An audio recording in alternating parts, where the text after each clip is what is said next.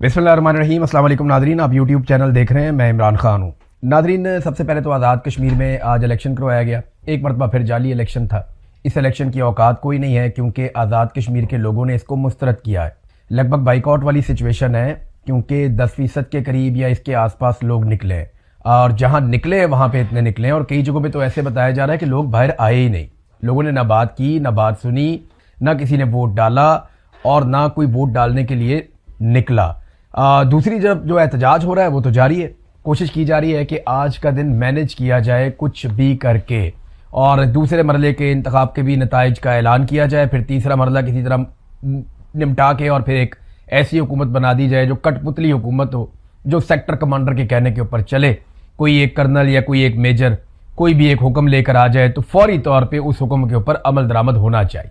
लुब्बे लुबाब ये है इस इलेक्शन का, लेकिन कश्मीरियों ने इसको मुकम्मल तौर पर रद्द कर दिया, मुस्तरद कर दिया। लोग नहीं निकले वोट डालने के लिए। ये बहुत सारे पोलिंग स्टेशंस की लिस्ट है मेरे पास, जो मैंने वहाँ आज़ाद कश्मीर से जो सोर्सेज हैं उनसे इकट्ठी की अभी थोड़ी देर पहले तक। तो कहीं पे 7 वोट पड़ते हैं, कहीं पे 6 वोट पड़ते हैं, कहीं पे वोट ही नहीं पड़ते। एक पोलिंग स्टेशन के मैं विजुअल्स देख रहा था, वहाँ जो पोलिंग करवाने के लिए अमला आया हुआ था वो बेंचों के ऊपर लेट के सो रहा था। एक बंदे ने कमीज उतारी थी, बनियान में ही सो रहा था। अब यहाँ से आप अंदाजा करें कि वो इतने वेले हैं कि आज वोट डालने ही कोई नहीं आया। सिक्योरिटी बाहर खड़ी हुई है, वोट डालने लोग आए नहीं, अमला अंदर सो रहा है पंखे चला के मजे से आज़ाद कश्मीर में। तो ये सूरत हाल क्यों बनी? क्योंकि लोगों ने इस इलेक्शन को मुकम्मल तौर पे मुस्तरद कर दिया है।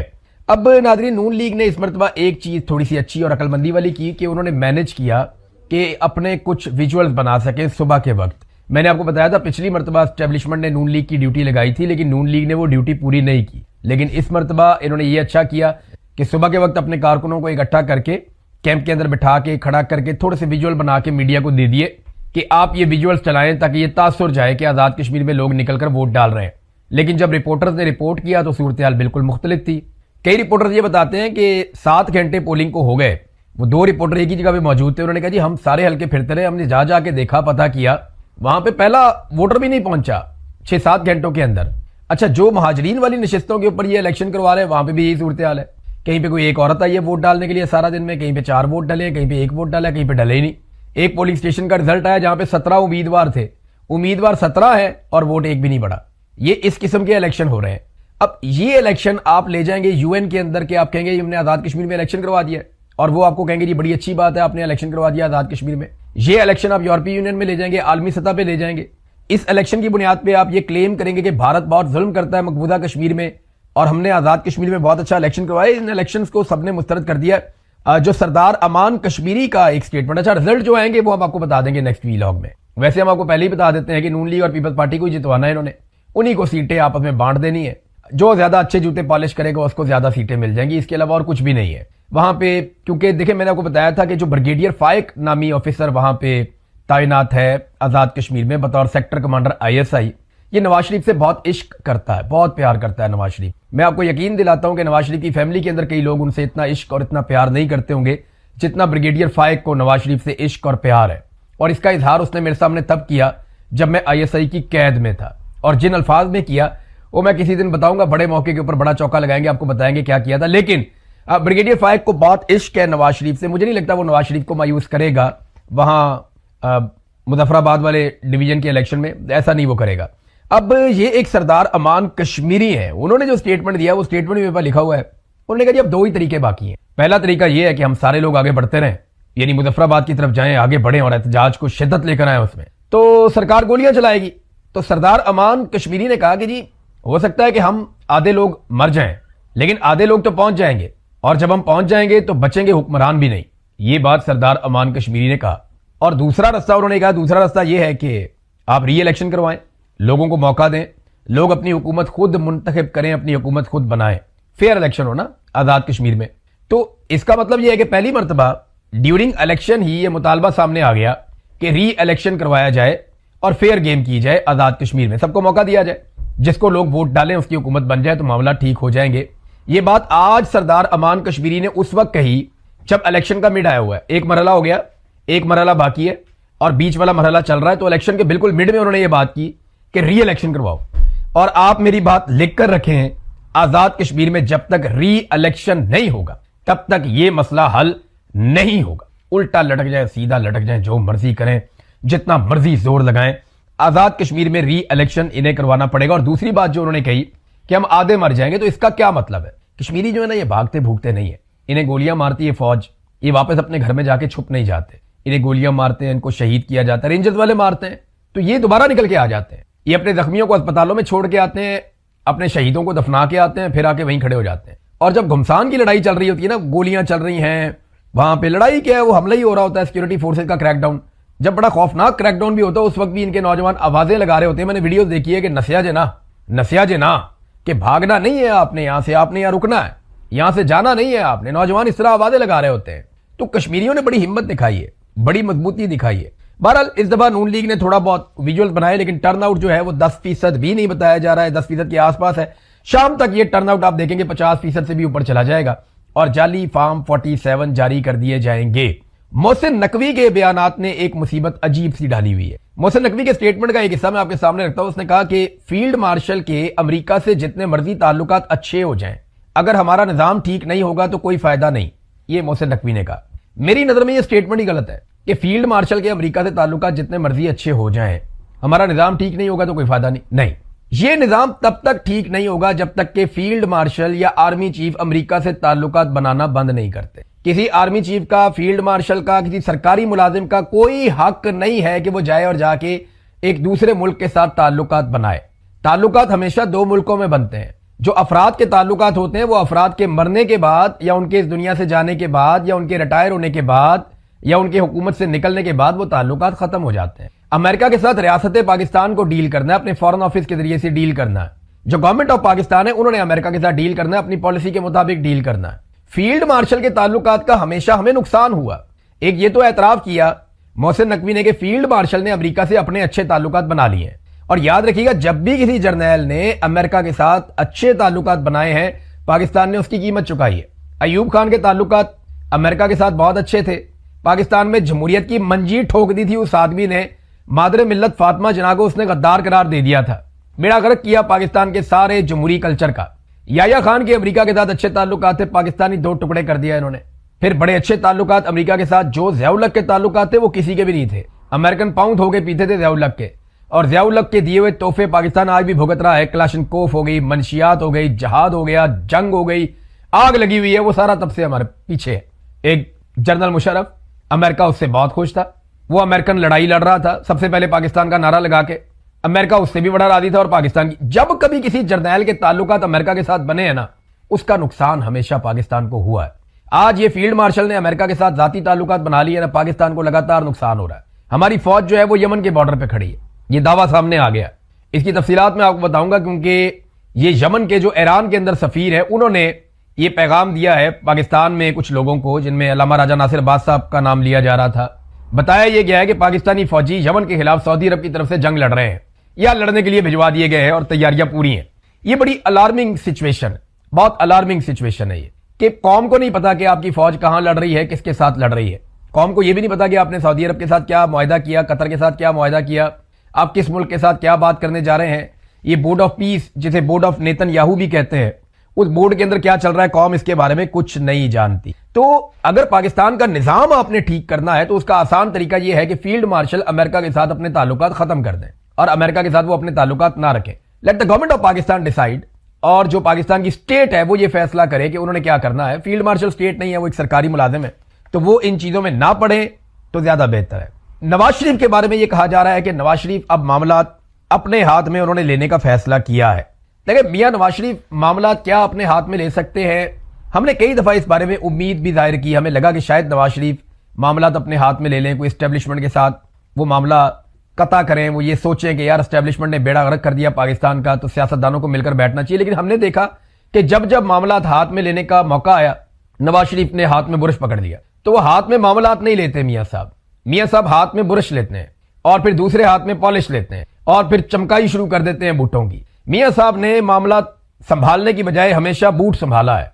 अभी तक का जो मंजरनामा हम देख रहे हैं उसमें तो यही हुआ। मियां साहब ने मामला को कंट्रोल करने की बजाय पॉलिश को कंट्रोल किया है।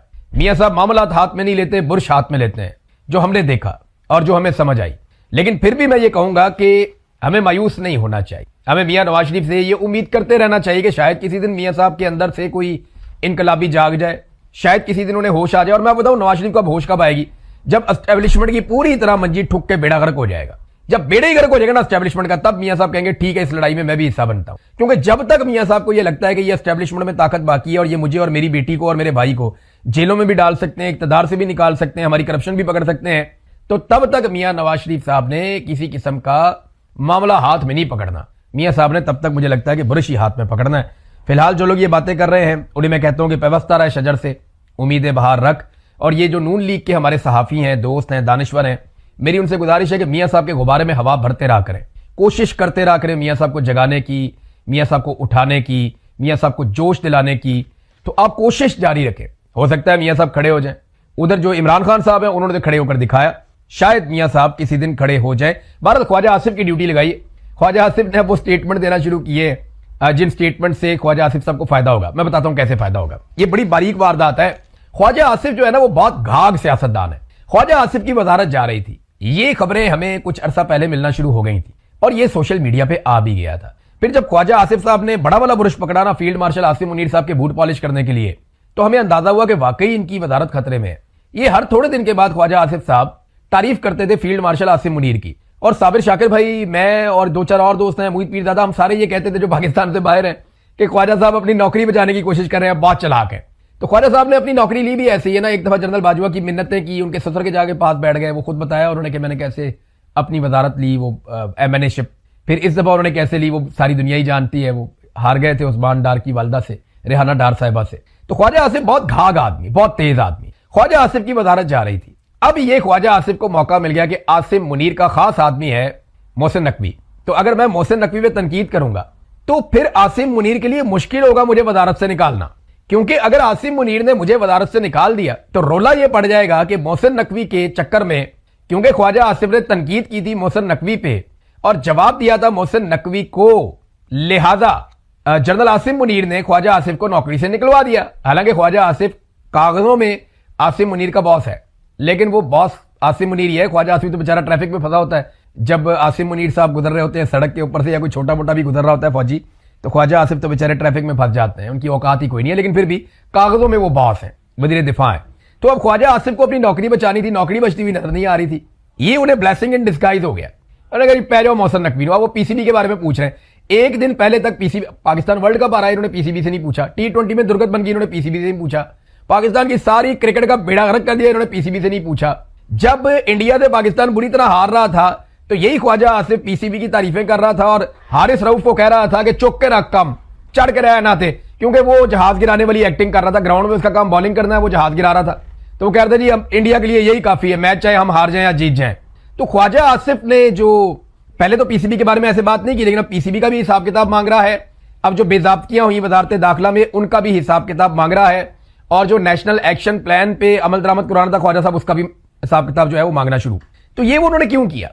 ख्वाजा आसिफ, मैंने कहा बहुत घाघ आदमी है। इनका ये तरीका वारदात है कि अब मैं उंगली कटा के शहीद बन जाऊंगा। यानी मैं कोशिश ये करूंगा कि मुझे निकाला तो जा रहा है, तो मैं फील्ड मार्शल के खास आदमी के खिलाफ बोलता हूं ताकि उनके खाते पड़ जाए और फील्ड मार्शल के लिए इखलाकी तौर पे मुश्किल हो जाए मुझे निकालना। तो ख्वाजा साहब इखलाक इधर कोई नहीं है, लेकिन आप अपनी सियासत अच्छी कर गए हैं और ये सियासत आपको समझ भी आती है और आप इसके माहिर भी हैं। अब आ जाए नादरीन एक और चीज, अलीमा खानम, वो बहुत बड़े पैमाने पे लोग निकलते हैं जहां वो जाती है। उन्होंने साबित किया हजारा डिवीजन में, बालाकंड डिवीजन में, पेशावर वाली साइड पे, फिर उसके बाद अब वो उस एरिया में गई है जहां दहशतगर्दी है। करक में दहशतगर्दी है, बनू में दहशतगर्दी है, खुशहाल गढ़ वाला जो धरना चल रहा है वहां पे भी वो गई, वहां पे भी दहशतगर्दी है। अब जिस पूरी पट्टी में अलीमा खानम वहां पे निकली हैं लोगों को मोटिवेट करने के लिए, उस पूरी पट्टी के अंदर बड़े पैमाने पे लोग बाहर आ रहे हैं। मैं करक के मनाजिर देख रहा था, मैं हैरान हो रहा था कि इतने बड़े पैमाने पर लोग बाहर निकल आए। बहुत बड़ी तादाद में लोग निकले वहां पे, ऐसा लगता था पूरा शहर उमड़ आया। उससे पहले हमने इसी तरह के मनाजिर जो हैं वो बाड़ा में भी देखे, हमने कोहाट के अंदर इससे मिलते जुलते मनाजिर देखे। ये वो एरियाज हैं जो दहशतगर्दी से सबसे ज्यादा मुतासिर हैं और यहां वो अपनी जान जोखिम में डाल के, अपनी जान खतरे में डाल के वो निकली हैं। और दहशतगर्दी वाले इलाकों में अवाम का इतनी बड़ी तादाद में बाहर आ जाना वो इस बात का सबूत है कि आज भी लोग इमरान खान से उम्मीद बांध के बैठे हैं और उन्हें लगता है कि इमरान खान ही उनके मसाइल हल कर सकता है, खासतौर पर दहशतगर्दी के हवाले से और जो पॉलिसी मैटर्स हैं उनके हवाले से। तो ये अलीमा खानम, उनकी बाकी बहनें, वो अपना जोर लगा रही हैं, वो अपनी कोशिश कर रही हैं। अब एक चीज मैं आपके सामने और रखना चाहता हूं कि ये जो एस्टेब्लिशमेंट और नून लीग में फर्ज करें अगर एक लड़ाई हो जाती है या पॉलिटिकल पार्टीज में और एस्टेब्लिशमेंट में एक खींचातानी शुरू हो जाती है और आसिम मुनीर साहब के बारे में कहा जा रहा है कि वो एक नया निजाम लाने की कोशिश करेंगे, ये सब होता है तो पाकिस्तानियों को कहां खड़े होना चाहिए? सादी सी बात है ना, पाकिस्तानियों को कभी भी मिलिट्री एस्टेब्लिशमेंट के झांसे में नहीं आना चाहिए, इनके साथ नहीं खड़े होना चाहिए। पाकिस्तान का सबसे बुरा सियासतदान भी जब कभी मिलिट्री एस्टेब्लिशमेंट से लड़े तो सियासतदान का साथ दो।